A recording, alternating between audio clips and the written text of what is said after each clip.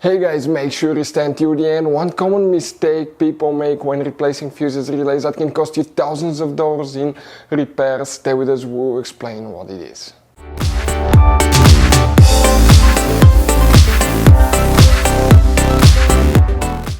Hey guys, welcome back to Auto Repair guys. Thank you guys for watching and subscribing to the channel. Today will be super helpful video to any of you guys having a Mercedes E-Class, that generation here from year 2010 to year 2016.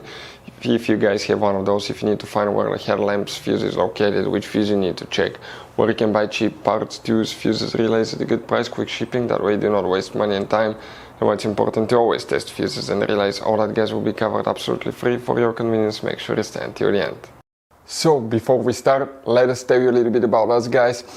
Now, if you have a Mercedes E-Class, that generation from year 2010 to year 2016-17 guys, this is the W212 guys.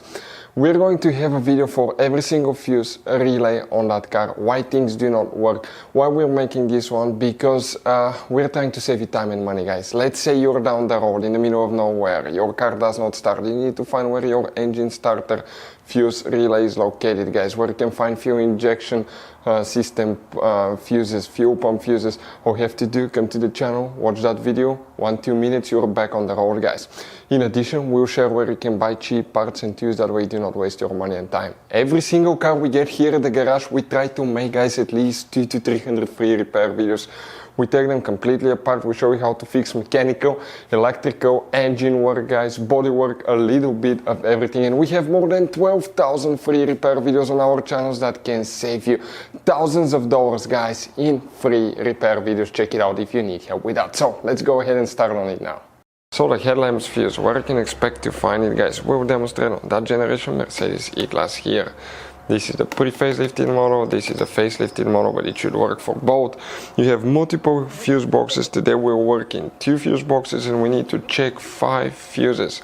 The first one is under the hood. Open the hood. Now on the driver's side you have a fuse box under this cover. Open it, you'll find the main engine fuse box with a layout like this one.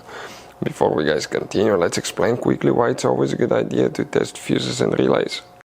So it is super important guys to always test fuses and relays, and something else as well, common mistakes people make. Sometimes you may think that a fuse is good, or you cannot actually see if the fuse is clearly burned, and in that case guys you may put the fuse back together and you may end up spending money and time on parts you don't need, and all we had to do is just test the fuse. So we'll put a link in the description of the video below how to test the fuse. It takes only a few seconds to find out for sure if it's good or bad. The same thing for relays guys, okay? Some of those could be really expensive on cars, so we'll put a link in the description of the video below how you can test relays. And for some certain fuses guys, it's important to disconnect the car battery when removing them, otherwise you can burn the electronics. And for instance, working on airbags, fuses or anything like that, you need to wait at least 1 hour after disconnecting the car battery. And if you're not qualified and certified to work on airbag system, I will never recommend to do that guys.